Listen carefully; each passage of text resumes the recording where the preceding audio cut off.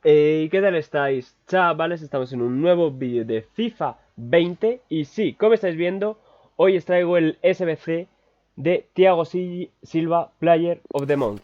Un jugador con bastantes buenos números, mide un 83, lo que pasa que sí que es un poco bajito.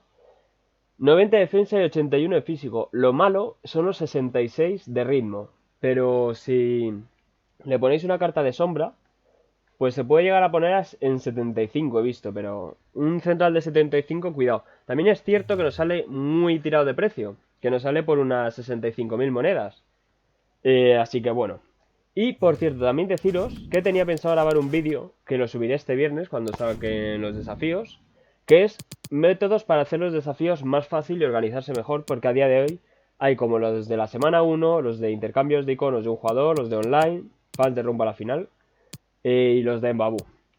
Pues si queréis algunas pistas, pues bueno, os las puedo dar ahí, algunos consejos. Esta es mi plantilla con lo que estoy haciendo los de la liga, pero bueno. Antes de nada, dejar que dejéis un muy buen like y una muy buena suscripción. Y ya sabéis que volvemos a estar a tope con todos los vídeos y este fin de semana seguramente haya directo. Vale.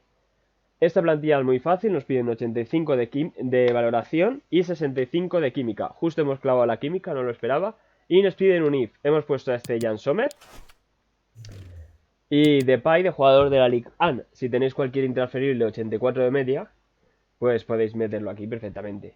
Por ejemplo, poner aquí, si tenéis un 83 y queréis poner aquí a Boateng, pues lo ponéis, ya sabéis.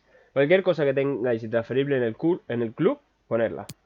Vale, pues empezamos la plantilla con Philip Coutinho, Kramaric, Burki, Thiago, Aránguiz, Campbell, Pavlenka, Javi Martínez, Jonathan Tah, Memphis Depay y Jan Sommer, que es el IF que hemos cogido. Esta plantilla estaría por 65.000 monedas. Creo que está bastante bien para ser una plantilla de un jugador de 90.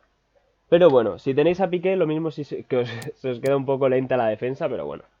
Aún así está bastante tocho por si, por ejemplo, mañana os toca a ese Alex Telles que ha salido en el equipo de la semana.